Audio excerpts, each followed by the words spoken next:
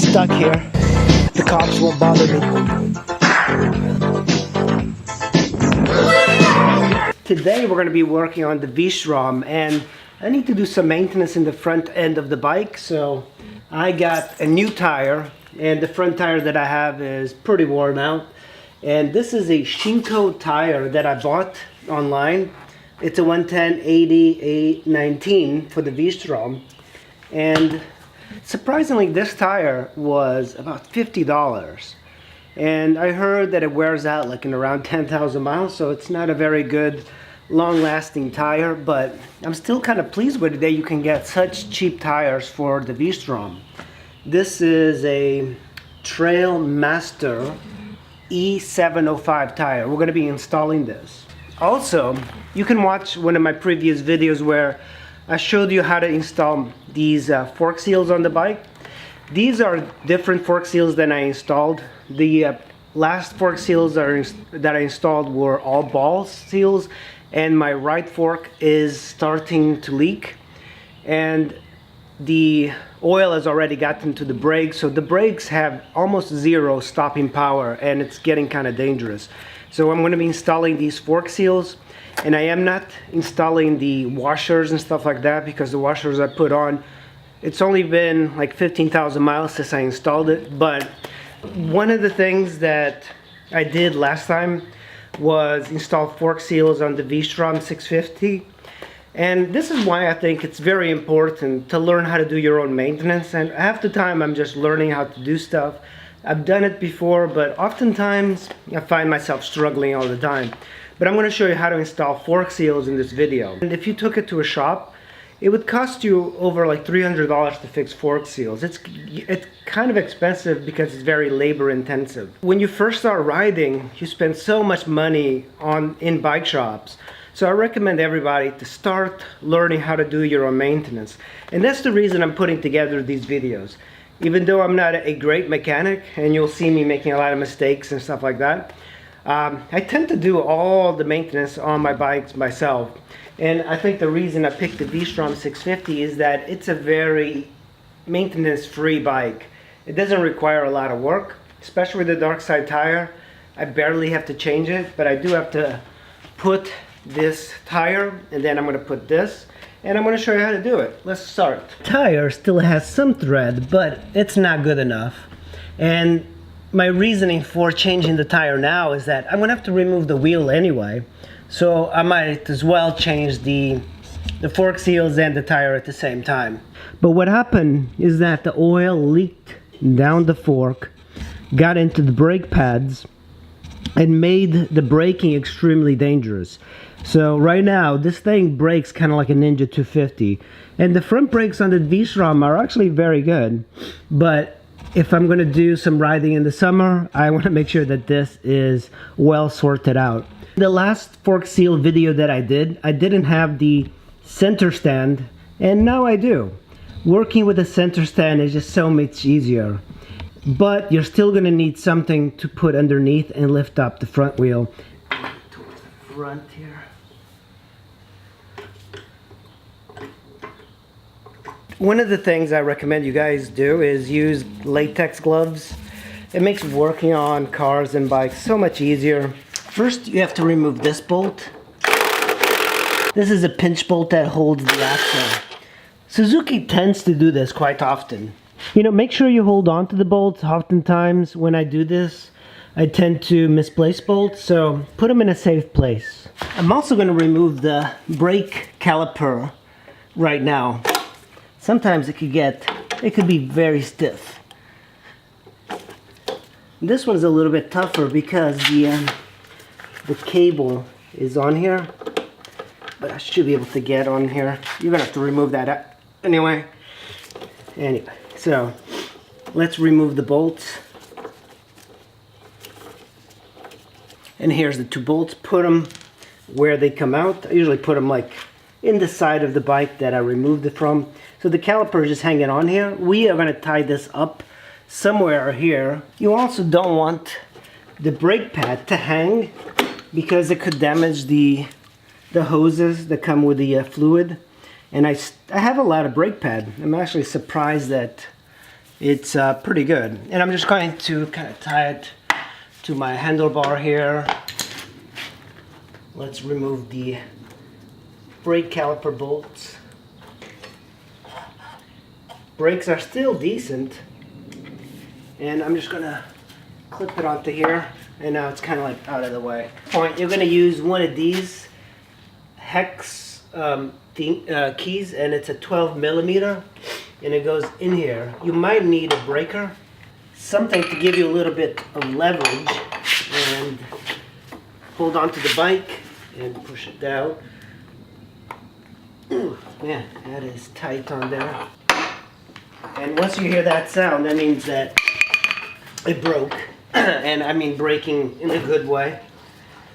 And now you can remove the axle. There's some threads here. Suzuki tends to do this quite often. What I do is try to get this as far out as you. What I do is like I start pulling a little bit on this axle, and you hear the wheel coming out. If you're by yourself, you can push up like this, and hopefully the axle will come out just like that. So here's your axle. Put it aside, make sure you don't lose that. Let's remove the speedo right here. There's this cable, then there's another one here. What I like to do is put it aside and just put it right back on here. This way, I never lose the location. Let's remove.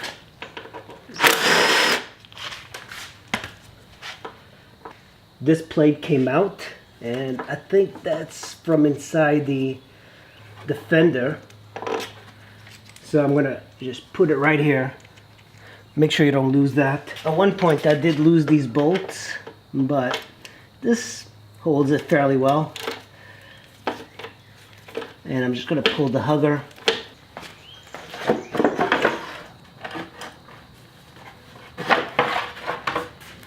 Key to get it out is to push in the middle and just kind of twist it as you're pulling it out. So now you have the forks exposed and you can just slide them out. I'm gonna slide out just the right one. So underneath the fork brace here, there's two pinch bolts, and I've already removed one. You don't have to remove them completely because we just want to pull out the fork. So what I'm going to do is just loosen this one. There you go. You can see it, 10 millimeter, get it in there, and now it should be a little bit looser. And now I'm going to just loosen up the top bolt. So let's put the 10 millimeter here.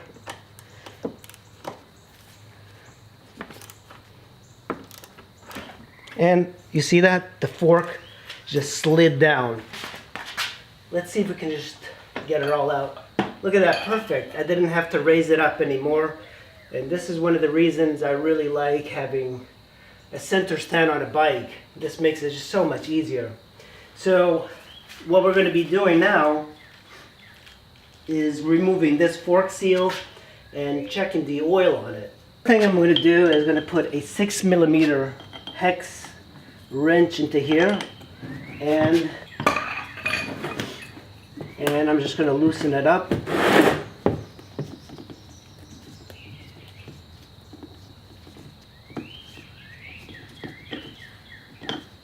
Going to be start coming out. The oil is fairly new, but since we're changing the fork seal on this right hand one, we're going to be doing this. So we're going to remove this top cap. There's a spring in here. So what I do is like I put my hand like this and push it down a bit.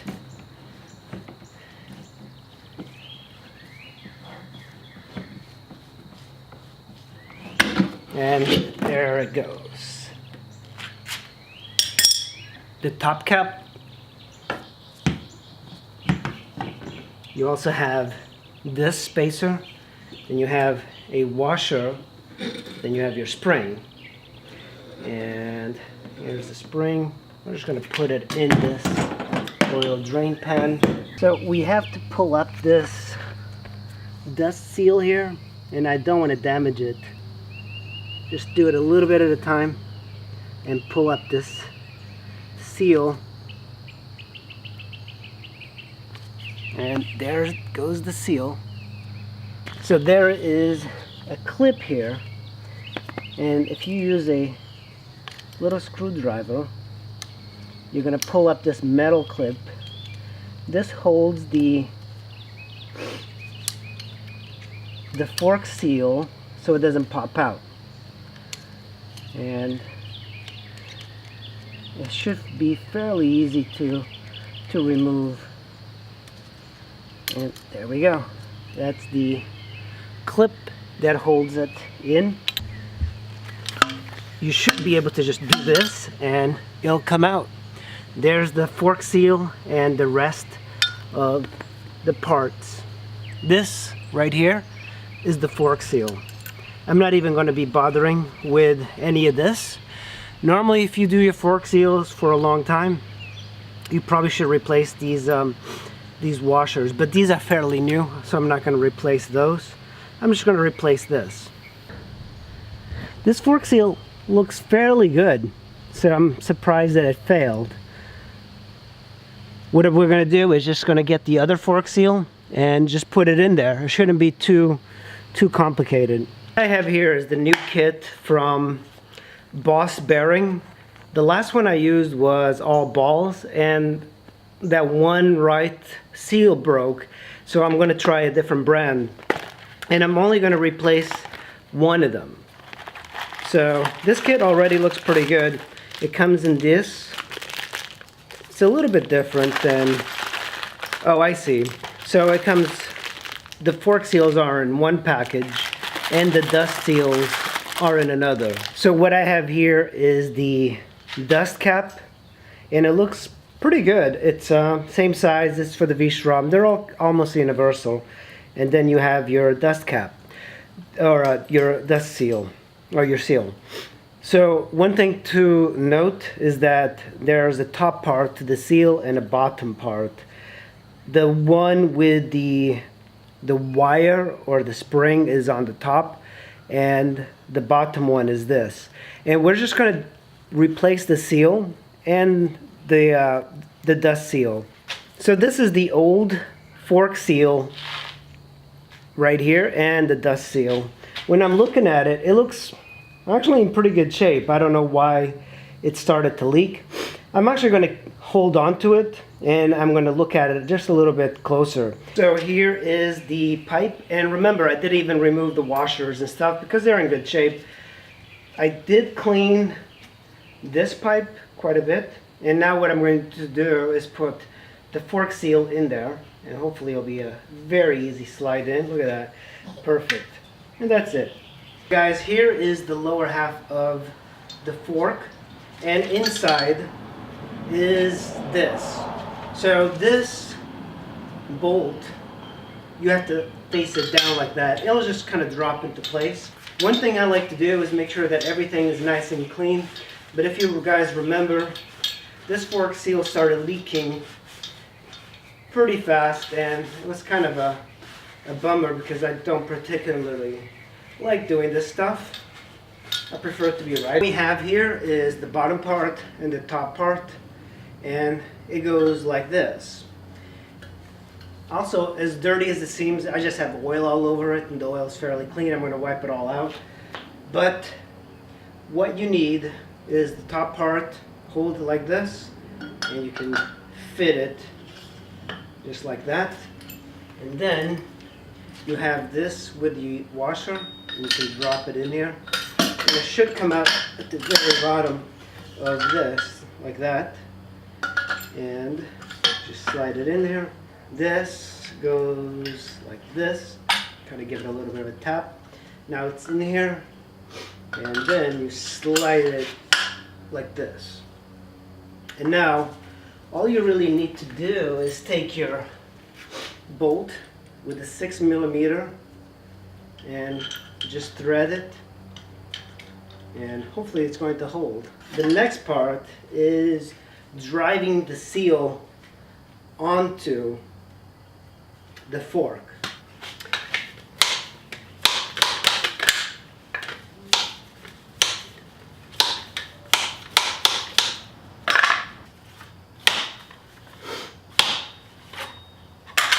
So the seal is in, and how I drove it in is just basically a PVC pipe like this that I cut in half and then use the C-clamp.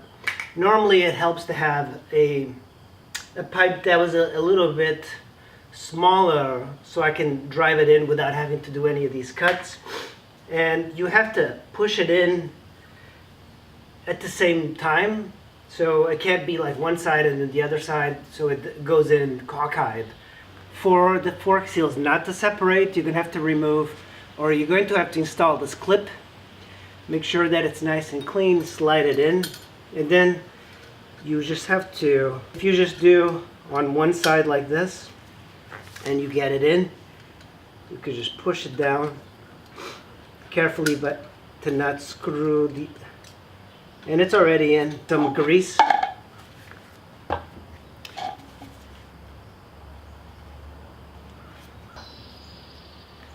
I'm just going to put like a little bit of, make sure that you clean your forks really well.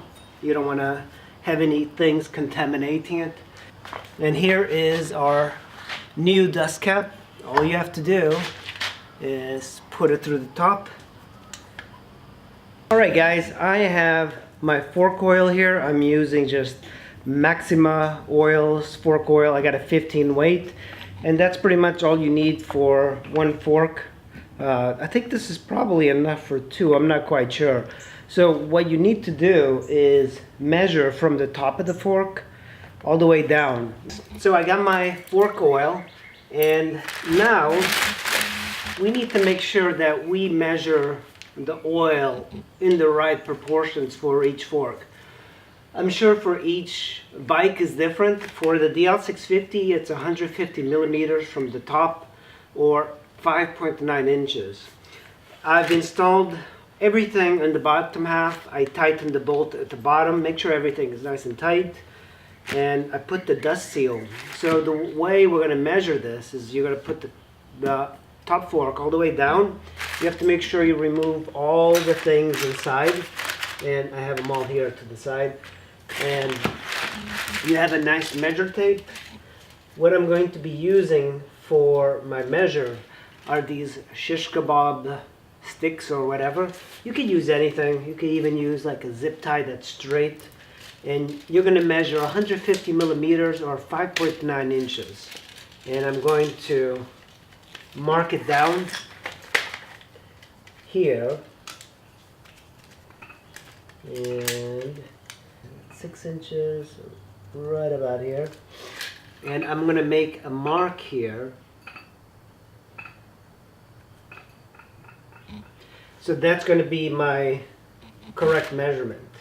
So what you do is you start filling it with oil, and then you put it inside up to that mark, and when it hits the very bottom, that's when you know that the correct amount of oil is going to be in the fork.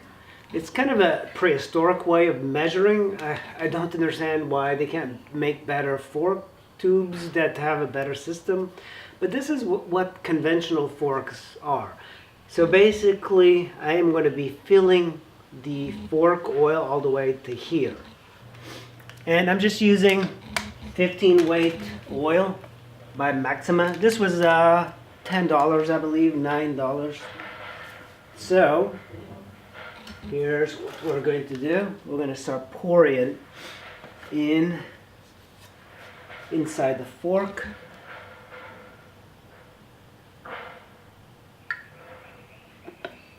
So I poured it in. I'm just going to do this a little bit, slowly.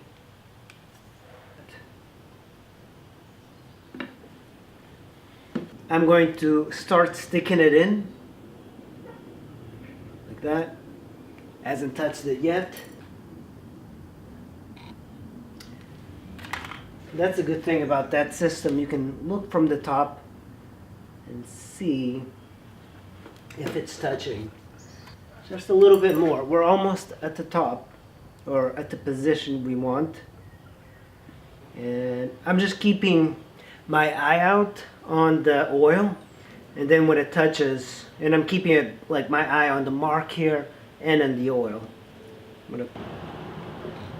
And that's it. That's perfect. So now I have my correct oil level on my fork. All we have to really do now is install the springs. I believe with different springs you would have different oil levels, but I'm not quite sure.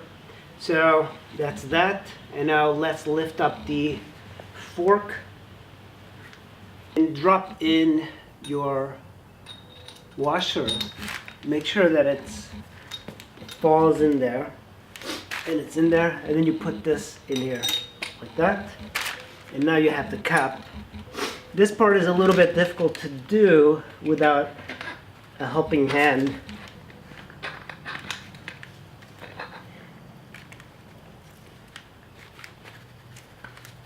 There we go.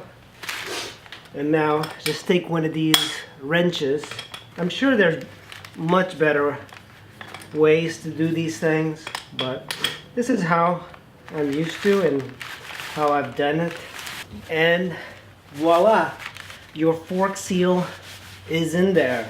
For about $20 you can fix your own fork seals, as opposed to taking it to a shop and having it done for $300, $400, $600. It's a very simple process, and I can see why people wouldn't want to do this, but it's fairly easy. It's a little time consuming, especially if you don't have the right tools on hand. That's what a lot of people struggle with, is having the right tools. But the tools are very simple. As you could see that you can make something like this to basically just drive the fork seal in, and it doesn't get much simpler than that. So now that you have your fork seal in there, and since I'm only going to be changing one, but the same process applies for the other one. It's the same thing. I'm just going to slide the fork back up there. So I'm going to slide my fork up, and this bolt here will tighten up the fork, and that way you can tighten the rest.